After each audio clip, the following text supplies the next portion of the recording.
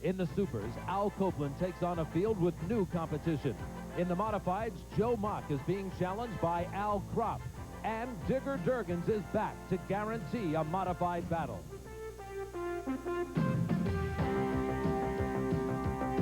From the southwest coast of Florida on the Gulf of Mexico, IPI Sports brings you the 1988 Southwest Florida Regatta. The Allen Group Offshore 150.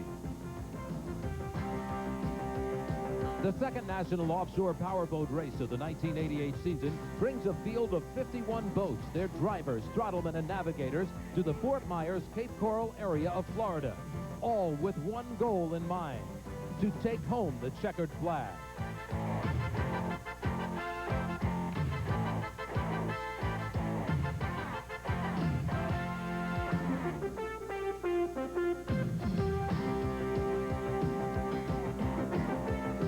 The 1988 Southwest Florida Regatta is brought to you by Mercury Performance Products. The race never stops. And by the Allen Group, advertising, marketing, public relations.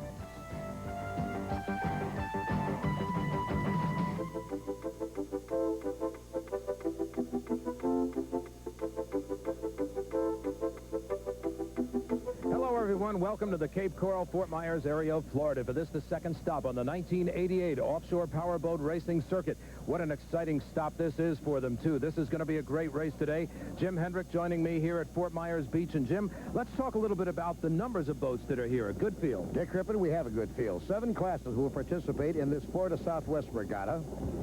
We'll have a total of 51 boats. The weather conditions are much more improved over our first race of the year. The water's laying down. It won't be as rough. I don't think the attrition will be as high. However, with 92 degrees and a hot sun, those guys in those fireproof suits and helmets are going to be awfully warm today, but so will the competition. It'll be awful hot. It will be, and let's talk about the competition with Mark Spencer. He'll be joining us on the crew. And, Mark, some of the boats to look for. In the superboat class, the man to beat is Al Copeland. He has the only catboat in the field. Water conditions definitely favor him. The other 3 drivers, they're all in V-bottoms. They're praying for rough water. In the open class, the guy you have to like has got to be either John Antonelli or Bob Kaiser. Both of them look very strong down in the marathon race. But they could also be challenged by people like Craig Berry or John D'Elia. There's also a newcomer in the field, Craig Buchanan, 23 years old. He's got a little help in the cockpit, though. Red Crane, he's a veteran.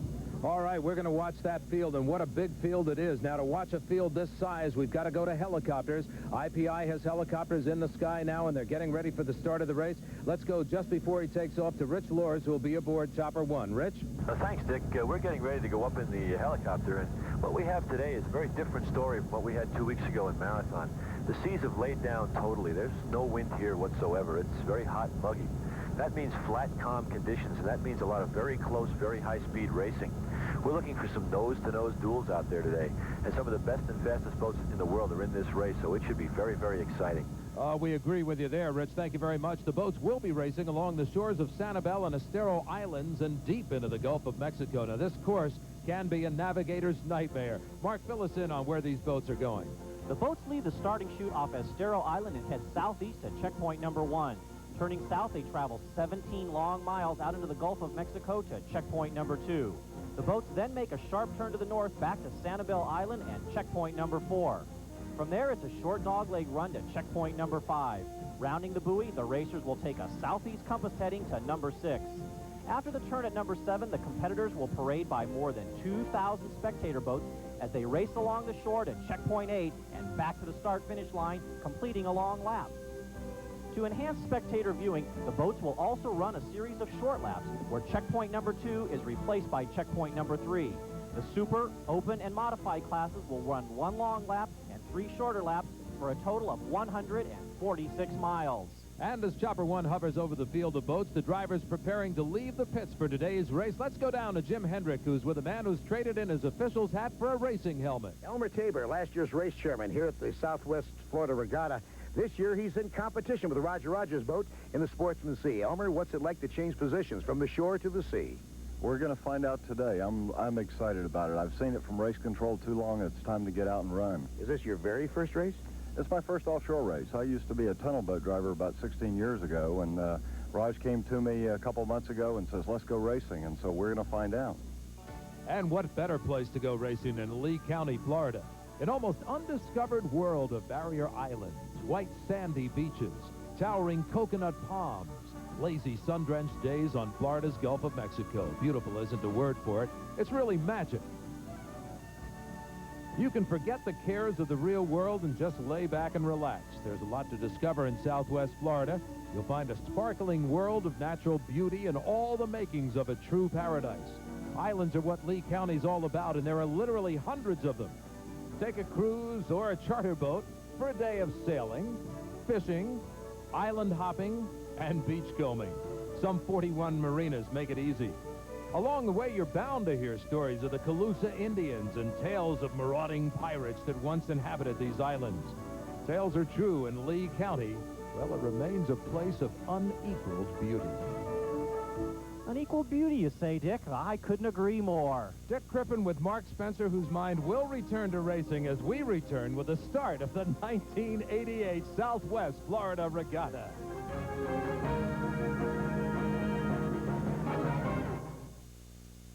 Welcome back to the Southwest Gulf Coast of Florida. This is the boat parade going out to the start line. Probably the most important member of the crew is the throttleman. Offshore racing, you know, is the only sport where the driver doesn't control the speed. That responsibility is left up to the man who has the throttles in his hand. Bobby Moore has the distinction of being the sport's first ever throttle man. It all started in the 60s. Bobby, tell us about it. Yes, it started for me in 1969, and I was working for Bill Wishnick at the time as his crew chief and riding in the boat as a riding mechanic. And we had spun out a few times in the early part of the season and had some damage to Bill's legs and knees, and he decided after that to allow me to be the throttle man. I did a lot of testing in the boat, so I had a fully understanding of what it would take. In addition to controlling the speed of the boat, the throttle man has several other very important chores to tend to. The throttleman's responsibility is to basically keep the engines from over-revving in any kind of a big sea condition, and trim the boat to maximum performance and maximum speed, as well as to monitor all the instrumentation, oil pressure, water temperatures, oil temperatures, things of that nature, to hopefully get a good long performance out of the boat. The difference between winning and losing can hinge on the throttle man's ability to read constantly changing water conditions. When we talk about reading the water, it's the wave height, the speed that we're going, whether we can control the boat, keep it at the attitude it needs to control the boat where it won't get out of control, spin out, or slip, or whatever. And that's what it means when we're reading the water. We're trying to set our trim plates, set our drives at the position that it takes that sea the best. And we have some great competition today in the superboats. I think anybody that watches offshore racing knows about Popeyes. Jesse James, you will not recognize that boat, but we'll explain that to you as we go on. Awesome is in the field, and the new Chunky Express. Now, the open class race looks like it's going to be one of the best of the day. One of the boats that's new on the circuit that did well in the season opener was Lauren Leibel's Canada Homes. Yeah, well, I'm really pleased, especially with the way the boat performed in the rough water, on the rougher sections of the course. It just came into its own where it was supposed to be a little suspect, and the boys had no problem with it. It handled beautifully, so we're very confident going into this race. The open class competition indeed should be a good one. Here's the lineup. Swiftsure, Bobby Kaiser, he's on a roll. John Antonelli is in Spirit of America, Tim Chisuli's in the Maxon, and Craig Buchanan, a newcomer, is in Priority 1. Special edition, that's John D'Elia. Lauren Leibel's in there with Bobby Idoni in Canada Homes. Thriller is Jack Clark, and Craig Barry is in the Silver Bullet. The orange smoke signals there's 2 minutes to the start. One of the drivers you got to watch for, Dick, is John D'Elia in the Canopy Top Special Edition. Driving in a boat with canopies was quite different than driving in a boat with no canopies. We had our problems last week, or 2 weeks ago, rather. We solved our problems, hopefully. We're looking forward to a good race today. We're going to keep an eye out there for John D'Elia in that new boat in the open class. Let's go to the modifieds now. Here's your lineup, Special Edition. This is John's older boat, driven now by Digger Durgans and crew. Dirty Laundry, Joe Mock, the M7 is Cat, and the M20 Chariots of Fire. As we look at the start of the start, so to speak, Swiftsure is right where we thought he would be, positioning himself for the green flag. A flying start is the way they start the offshore boats. They're off and they're running. Swiftshore has taken the lead. Bobby Kaiser, who's got to be the strong favorite coming in, but look at the wake action further back in the pack as we have three classes of boats starting out together. Great shot, and this is why the spectators like this race. Conditions here at Cape Coral are ideal. The water is flat. There's almost no wind. The only problem the drivers have to deal with are high temperatures in the 90-degree level. Here's Thriller. Thriller got right off the line. A beautiful start. There you can see Popeyes in the background, the yellow and white boat. Al Copeland looks like he's really got those engines humming today. So right off the start line, Al Copeland unofficially the overall leader at this point, Mark. Al Copeland has made some changes in the boat. We'll get into the details later. He's replaced his Chevrolet Mercruiser blocks with some new Fords. They've made a lot of changes to this boat. It's one of the winningest boats in the history of offshore racing. Al is going to be tough here in the calm waters off the Florida coast. And up above the pack, Rich Lures. John Emmons and Richard Smith locked up in a duel right off the bat with the special edition in the modified class. Special edition with first-time driver Bill Barnhart, KG veteran Digger Durgans on the throttles. Beautiful competition. We're going to see more of that beautiful competition from high atop the field and Chopper 1 and Rich Lures as the race goes on. There's a great shot of the Popeyes boat. Al Copeland has things going his way right now. It takes him a little time to get that boat going, but he's got the fastest boat in the fleet. With Al Copeland setting the pace, we'll return with the Fort Myers Cape Coral 1988 Southwest Florida Regatta right after this.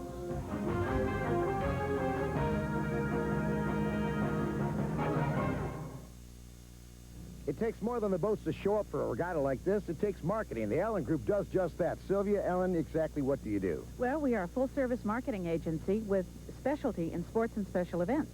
So you work for a long time before they get here. Oh, absolutely. We work from the day after it's over until now. We work around the clock every month. Working with newspapers, media, etc. Everything, and sponsors. One of the things we're doing this year, we decided to sponsor the Offshore 150 to literally put our money where our mouth is. We're going to show them that sports and special events are the in thing to do for marketing. One very busy person, Sylvia Allen, the head of the Allen Group, and we want to thank them for their fine participation in this great event off the southwest Gulf Coast of Florida, the Cape Coral, Fort Myers area, and there you see our leaders. Boy, I'll tell you, Popeyes has the lead, but it's anybody's race. How about it, Rich Lures? The open fleet is going by the Popeyes. Every one of them showing way over 100 miles an hour. Now we're navigating, folks. I think we're having a little navigation conversation here because we've throttled back a bit. Where are we going? Canada Holmes used that opportunity to come right up with the leaders. Where are we going? On this long leg out to checkpoint number 2, it's 17 miles. If the drivers are off just a degree or two, it can add an extra 1 or 2 miles to their course and make the difference between winning and losing. Well, you got millions of dollars worth of equipment, but we're all looking for the same checkpoint. Now the throttles come back up. And the speed's back up over 100, so we must have some idea where we're going. Canada Holmes takes the lead. Long Live waited a minute to make his move, but now he's made it and he's taking the lead. He knows where he's going, and Swiftshore picks up the challenge as Bob Kaiser moves out. Popeyes, to tell you the truth, doesn't have anybody anywhere near him in Superboat class. So a wise man, Al Copeland, has just throttled back. Let the open boats race it out between them. There goes Kaiser and Lanier into Swiftshore. And our speed is right back up to 109. Well, as the big boats head out to the open Gulf of Mexico, here's your pro stock starting lineup. E&B Maelstrom, Lipship, Bandit, Scaredy Cat, good field of boats. High Roller P51, Miss Dawn Q, and Team Hydra round out the field. In the stock lineup, High Risk will lead the pack at S1, Crime Buster, Panama Jack, a local boat, Talon Special, the S26. The S29 is the Hillsborough Marine. Cock Attack is S40, Ravon, and Acura Marine. They'll keep things interesting. Well, here we see that start. Right off the bat, it's going to be High Roller, the P51, just barely out in the lead as they go by our camera position off the pier in Cape Coral. Good shot of this start, and again, Mark, we have the boats side by side going down. In the pro stock classes, these are triple-engine, 32-foot Douglas Skater you're seeing right there. In these calm waters, they can run speeds very comparable to the open boats. Lipship, Anthony Caligari Jr. and Milton Lipschutz out of Cincinnati, Ohio. These two have combined to get this boat really rolling well. They did very well down in Marathon, Florida in the opening race of the season. Look at how smooth that boat goes. Good cockpit shot here. Right here's John Engel and Richard Felsen in the high-risk boat.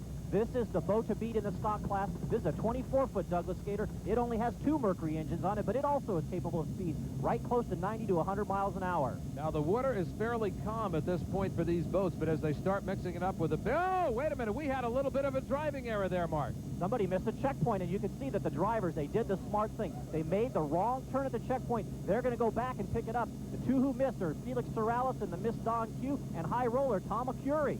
So they go back over to the checkpoint. They have to come around that buoy again. That is going to cost them some time, and that's going to also open up this field because those were 2 boats that were favored. Your 2 early leaders, they've got to go back. They're probably going to lose at least a minute, maybe 2 minutes. Do they have the speed to make up that handicap? We'll find out. We're going to be watching that for sure. There you can see the boats way in front of them that started in the same time frame that they did, so they've got a bit of distance to make up. But even further out in front, this is the battle going on right now. Canada Homes to the top of your screen. Bob Kaiser and Swift Shore is on the bottom of your screen battling for the lead. You want to know how clean and smooth it is out here? Bobby Kaiser gives us a wave, and they have got the throttles pinned. He even takes his hands off the steering wheel for a second there. This is almost an instant replay of what we saw in Marathon at the first race of the year. Canada Homes and Swift Shore battling bow eye to bow eye. And to the leaders goes Good Water, and that's what these boats have right now. Rich Lures is over the Swift Shore. Well, one thing is for sure, it's a comfortable ride today. You look down into the cockpit, and these guys are out for a Saturday afternoon or a Saturday morning drive. They're going over 100 miles an hour, and it's like sitting in their living room. Sometimes offshore racing can be fun.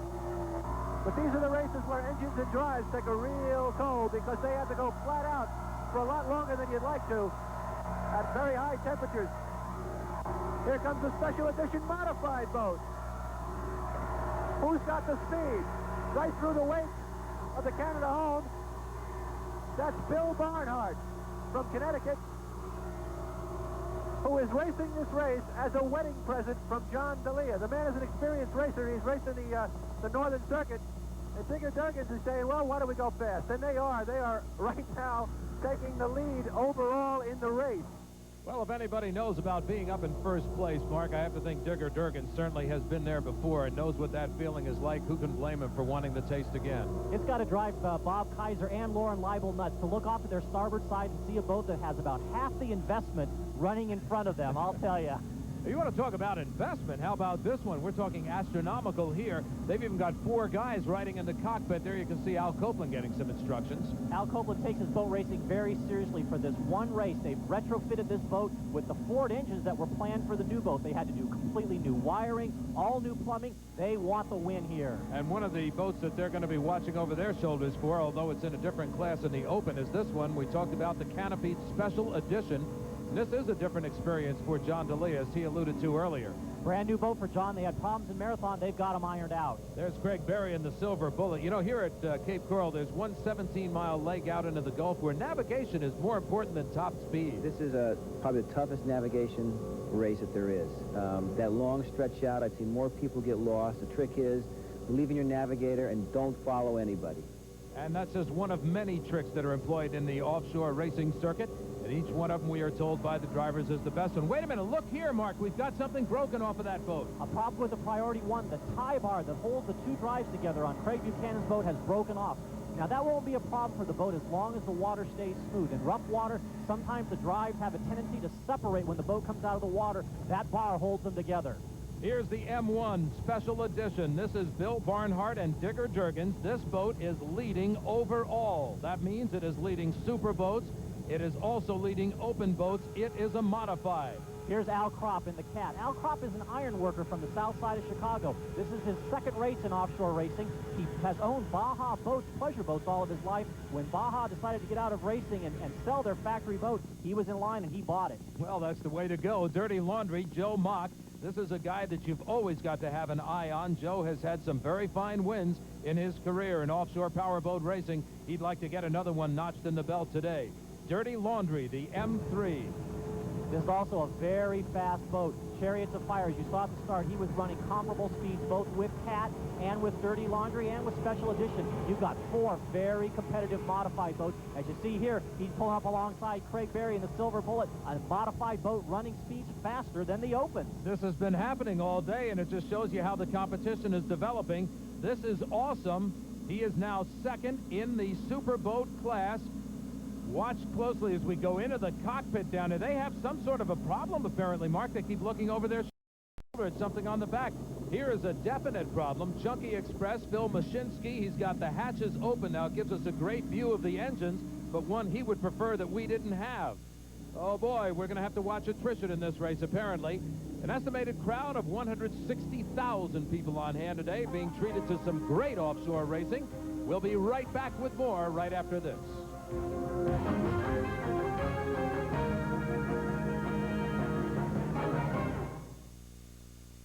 Since its inception, offshore racing has been a proving grounds not only for the inboard stern drive engines, but for outboard motors as well.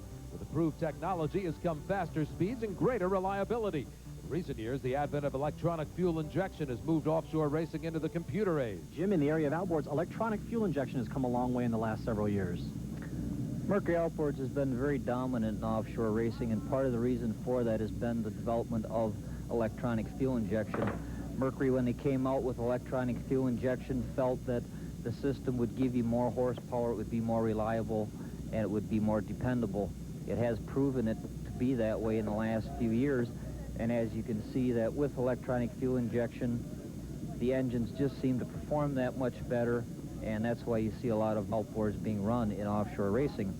Besides fuel injection, there are constant improvements also being done to give you more dependability and horsepower, so there are constant changes, being developed at all times to improve the product.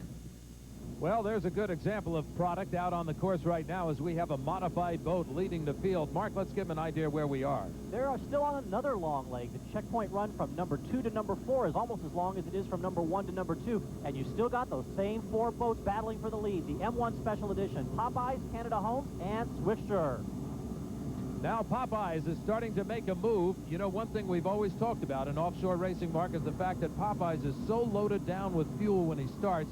It takes him a while to get up on plane. Once he does, he really starts moving out there. Here's Bobby Kaiser in the Swiftsure, and he's not letting anybody get ahead of him to any great degree. I think we've got a little strategy game going here between Canada Homes and Swiftsure, Bobby Kaiser. Their strategy, both of them, they only want to run the speeds fast enough to win. They're not going to try to open up a big lead. There's no advantage to do that here.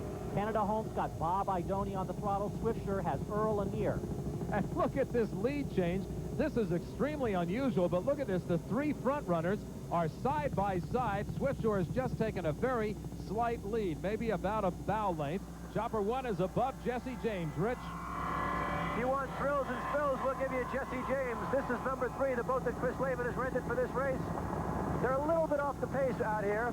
They are moving along. Bob Latham pressed into action as the throttle man this race, along with Chris Lavin, holding up the banner for the Jesse James racing team. We talked to them earlier today about their recent mishap at Marathon Key.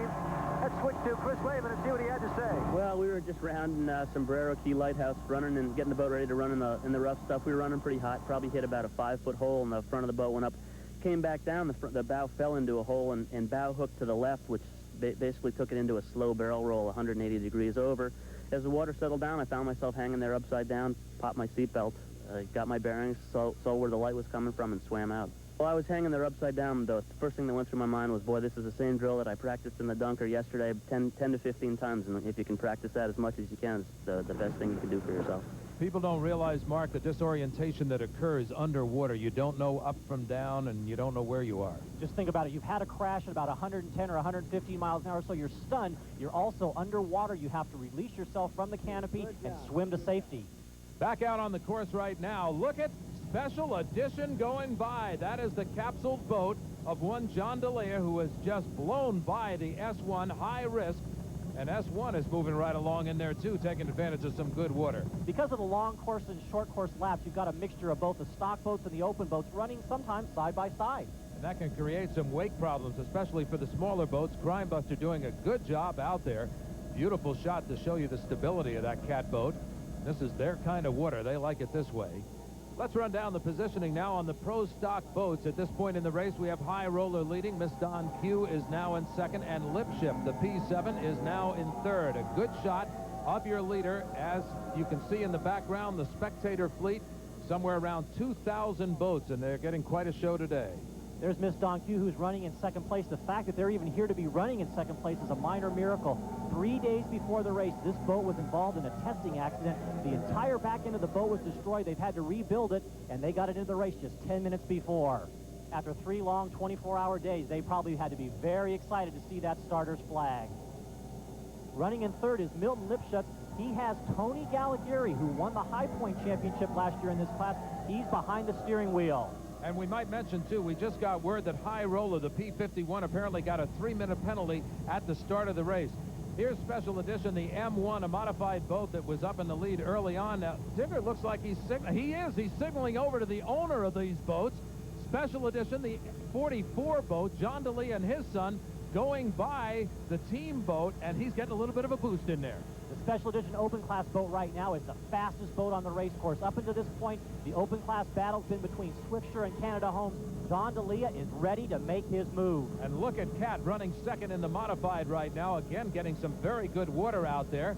I don't think there's any question that this boat is going to be one to contend with as we get into the shorter legs of the course. John Slosson is on the throttles for this boat, the Cat boat. He wants to put himself in a position to challenge this man. Joseph Mock and Harold Stepp in the Dirty Laundry. They won the first race of the year down in the Keys. They want to make a bitter and a little bit more stronger contention here in Cape Coral. Well, one problem that they're having is some attrition. We've seen a couple boats out of it. Let's get a report from Jim Hendrick. Well, down here in the pit area, we're hearing that the attrition is starting to build up in the Open Class after lap 1. Thriller and Spirit of America are out. Now, that's the second time the Spirit of America in 2 races has been out of the race, and early at that. Now, in the Superboat class, we're hearing that Popeyes may be developing some engine problems, and also that the Chunky Express is out and on the way back to the pits. Dick Crippen along with Mark Spencer and Jim Hendrick, and we'll return with more fun in the sun when the Allen Group 150 Powerboat race continues.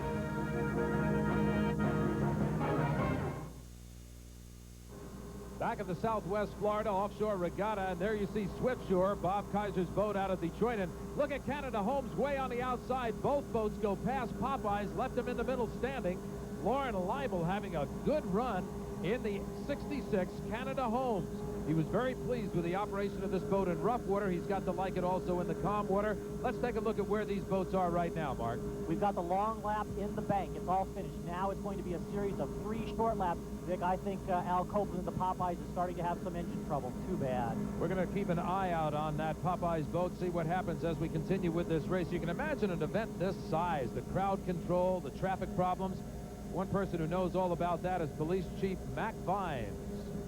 What headaches does it cause your department to have all thousands of people coming into this area? Quite a lot of headaches. We had a lot last night. We had the largest parade in Cape Coral's history, probably 5,000 to 6,000 people they've estimated. And we have all the boats here, and the JC Park where we are right now was quite crowded. And we have traffic problems, and the typical logistics that go in with setting up control and security for these expensive boats that we have here are enormous. They've done a fine job with it, and here's one of those expensive boats, and really the story of this race right at the moment. This is the Swiftsure Yachts boat, Bob Kaiser and Errol Lanier. They're getting another wave there from Bob Kaiser, who's having a ball out there, but he's being challenged by Lauren Leibel and throttleman Bob Idani. Canada Homes, second place and holding right in there. Another man to watch for. It is now a 3-boat race in the Open Class. John DeLea has got the throttles down. He's making his move. He also has to smile when he looks across and sees his son, J.D. there. J.D. doesn't have nearly the experience as a throttle man as some of the people he's racing against. In fact, people like Idoni and Lanier, they were throttling race boats before J.D. was even born. He's holding his own, though, against some of the sport's best. As they go around checkpoint 1, you can see where they are in relation to the leaders. There's a beautiful rooster tail, but one that's a little bit too high at this point. It's coming off of the Popeyes boat, and we're wondering if there might be a problem with that boat. That rooster tail probably spells problems. In pre-event testing, Bill Sroy, the crew chief here, was worried about oil temperature problems. They're probably having some engine problems, and it looks like Awesome, the Superboat competitor, he's also having some engine problems. So we have 2 Superboats that are kind of hanging in there at this point, wondering if one or another might drop out. In the M boats, this guy's having an absolute ball. John Digger Durgans and Bill Barnhart, they are out there leading in the M-boat class, the modifieds, and having a great time, but they have a challenge behind them. The competition in the modified class is almost as good as it is in the open. Right now, Dirty Laundry is about 15 seconds behind John Digger Durgans in the special edition. He's getting ready to make his move. On the gas sticks in that boat is Harold Stepp, who was the throttle man last year for John Antonelli's Spirit of America. So he knows, and here's a story. We talked about attrition a little earlier. Here's another one out. We understand there were propeller problems, whether they lost a prop on one of the engines, something along that line. Cat is now out of it. Back in the Pro Stock classes, we still have a nip-and-tuck battle going on between Miss Don Q and High Roller. Felix and Juan Sorales, they're trying to make up time on the leader. And High Roller, the P-51, is in first place. There you see the second place boat, now back to third. This is Lipship, Anthony Caligari and Milton Lipschutz. What a great shot into the cockpits. And you can see there the throttleman is not really moving too much. That's an indication of how good the water is. And remember, Dick, we've been told by Race Central that High Roller has a 3-minute penalty. The other drivers, they don't know that. So they're still very much in it and not even aware of it. Team Hydra, a brand new boat this year. Kind of an interesting design, if I may say so. You know, they've made a lot of changes in the deck design on this boat. Most of the hull builders concentrate on bottom design. However, at the speeds that they're running now in the modified and in the Pro Stock classes, deck design is starting to come and play a role. In the stock class, High Risk, John Engel's boat, really popping out of the water as he comes around the turns. He is first in the stock division. Second place in the stock division is Crime Buster. There you see it, James Kimes and Tad Kimes in the S10. Again, if you can catch some glimpses in the background, over 2,000 boats in the spectator fleet. And I want to commend the Marine Patrol and such. They are doing a great job holding those boats in line. There you can see a great shot of the boats that we were talking about, and it takes an awful lot of policing of the waters to keep the course clear. This is probably one of the largest spectator fleets in offshore racing. The action here is fast and furious, and we'll be right back.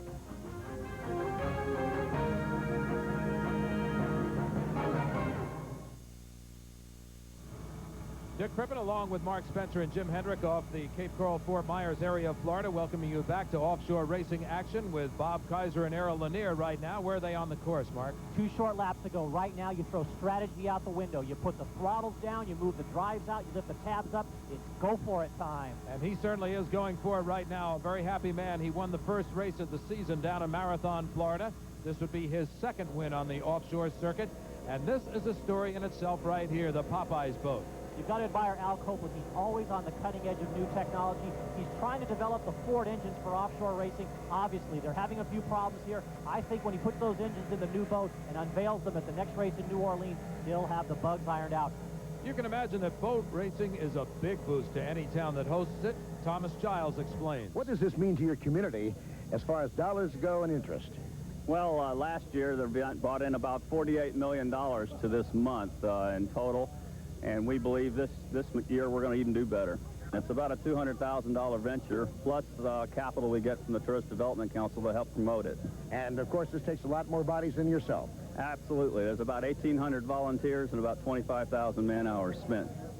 Back out on the course now, Swift Shore Motor Yachts is the leader. One of the reasons Bob Kaiser is leading this race is if you could pop these engine hatches on his boat, you'd find that his Mercruiser motors have a special set of McLaren heads that come right out of the R&D division at Chevrolet. According to Kaiser, those probably give him about another 60 to 100 horsepower per motor.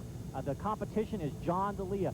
John is able to run with Bob Kaiser because his boat, the Jaguar Cat, is made out of very special composites. He's probably 1,000 pounds lighter than the Cougar Cat that Kaiser's in. Well, the open class has provided unbelievable competition. This is the third boat in that class right now, Canada Homes. Lauren Leibel doing a great job out there. He was not able to drive the boat in the first race in Marathon, so this is really his first race of the season in the offshores. He's doing a great job. The night before the race, Lauren Leibel got a call that his mother had taken ill, so he had to leave town very quickly. Richie Powers took over for him in the seat and did a great job. Here's the Superboat Awesome. And Awesome has got problems. If you look right behind the cockpit, you'll see that the hatch is open on the back of the boat. That's an indication of some definite problems in the engine area. Right now, the battle in the Superboat class is just to see who can stay alive the longest across the finish line. This guy is having no problem at all. A veteran driver, Joe Mock. Harold Stepp on the throttles for him. They're doing a great job in Dirty Laundry. They have taken over first in the modified division. The water conditions here in Cape Coral have been absolutely ideal for this modified class. At times, the boats have shown speeds flashing up to 115, 110. They are really, really moving right now. Chariots of Fire is trying to put the squeeze on Dirty Laundry. Chariots of Fire now riding in third place. M1 Special Edition is in second, and the leader again is Dirty Laundry. Second place in the Pro Stock is Miss Don Q. The P51 High Roller still leading. You can see a little bit of wake action off there, probably from that boat, but a great shot of the Miss Don Q, the P88.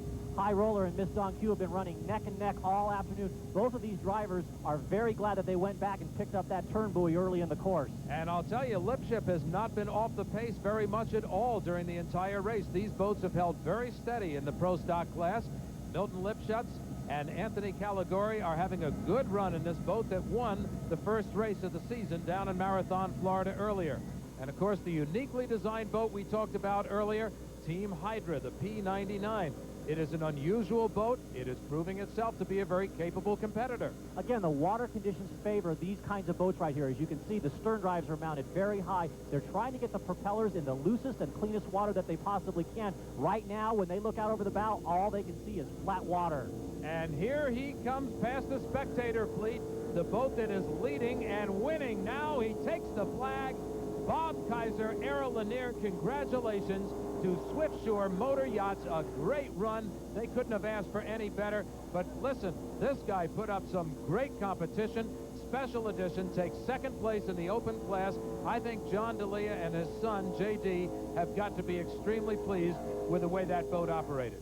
They really made their move at the end. They finished less than 10 seconds behind in the stock class. You got to take your hat off to Richard Felson and John Engel in the high risk. Rich Felson in the high risk, S1 national champion in the sport class. 87 world and national champs written right on the side of the boat. You can't say it any clearer than that. This boat is the most competitive of all the 24-foot skaters. It's the winningest boat last year in the whole APBA, winning the overall high point championship by a whisker over Al Copeland. He's leading the race right now. They've really got a combination on this boat. It's very subtle because all the boats in this class are exactly the same design and manufacture with the exact same horsepower. There are no modifications allowed, and yet somehow the high risk always finds its way to the lead and stays there. And it's only a matter of seconds in the lead at this point, but the boat is operating beautifully. High Risk has had a battle the whole afternoon with Crime Buster. James and Tad Kimes have been trying to catch the leader, but High Risk has stayed just those few seconds ahead. It's like he knows exactly what the speed should be, and he holds it right there. So right now we have High Risk in first and Crime Buster in second. In modified, the winner for the second race in the row is going to be Joe Mock in Dirty Laundry, Mr. Survivor. John Digger Durgans, he led early, developed mechanical problems. Cat also had mechanical problems. It's been nip and tuck all the way. Almost as nip and tuck as it was in the open class. Dick Crippen is with our winner, Bob Kaiser. Well, we talk about a big, exciting year, and certainly Bob Kaiser is having one of those. Bobby, is it boring yet? No, it's not boring at all. They keep making it very eventful. You had to be thrilled with the way the equipment worked today. I mean, this was just picture perfect from start to finish. Yeah, well, we had some beautiful conditions out there. I don't think the boat went out of the water one or two times. And today was different. We could have gone for a lot more speed, but as Earl always says, we tried to go slow enough to win. We had to hold our equipment together because we knew the attrition rate would be real high with the humidity and the heat. And as far as the throttleman was concerned, it was no vacation, but it was certainly easier than, well, I think of a couple of weeks ago. Yeah, it's better than Marathon was, and a lot better than Grand Haven last year, but, you know, it's just a matter of trying to keep the equipment together on a day like today. The open class, what a fight to the finish. Swiftshore, he wins it. Special Edition, John D'Elia makes his move at the last and finishes second. Lauren Leibel in the ever-steady Canada Homes was third, and Craig Berry was fourth. The action continues, and we'll be back with the rest of the offshore finishes and talk with the winners in a moment.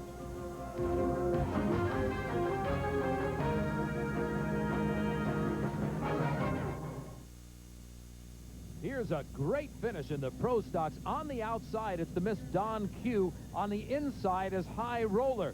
Now, remember, High Roller has a 3-minute penalty. We told you about that earlier in the show. Miss Don Q coming in will take the win, although it appears the boat finished second. Miss Don Q is the winner. Let's go to Mark Spencer, who's standing by with the winner of our modified division, Joe Mock. Two come from behind wins in a row for the Dirty Laundry team. Joe, you're making a habit of this. Yeah, it was a good feeling today. The water was calm. We were able to run wide open most of the race. Hurley, what kind of speeds were you showing in the smooth waters?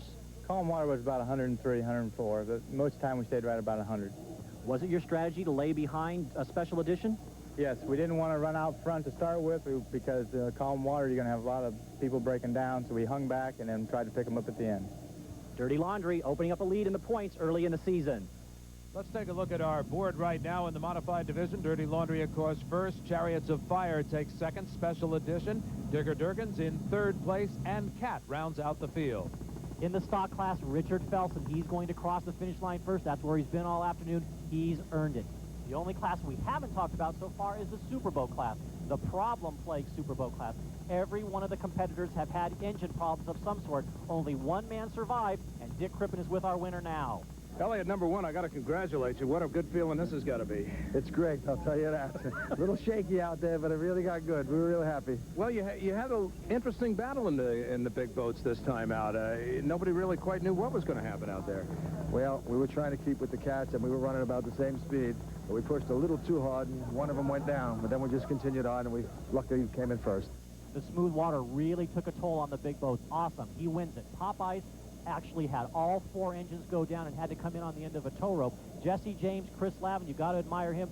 Phil Mashinsky in the Chunky Express, he finished fourth. In the pro stock, despite a miscue, Miss Don Q takes the win. Pro stock winners, it's Felix and Juan Sorrellos here aboard the Miss Don Q. Pretty good race for you guys. You had no problems with that water. No, not at all. It was a flat race, and we were trying to pace ourselves out there, make sure nothing broke. It's an easy course. We've raced it a couple times before, and the water was flat, so it was pretty much our race.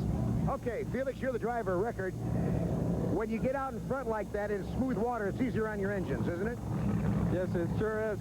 You just have to pace yourself, try to pace yourself a little bit. It's kind of hard when you have somebody out in front who wants to really go flat out, but you have to think, you know, run your own race and try to do the best you can. Luckily, we were able to come out ahead. And the checker flag, of course, symbolic of that, and the pro stock winner, Miss Don Q. Pro stock results. Miss Don Q, who actually crossed the finish line second, he's the winner because of the 3-minute penalty to High Roller for jumping the gun. Lipship finishes third, and Scaredy Cat's in fourth.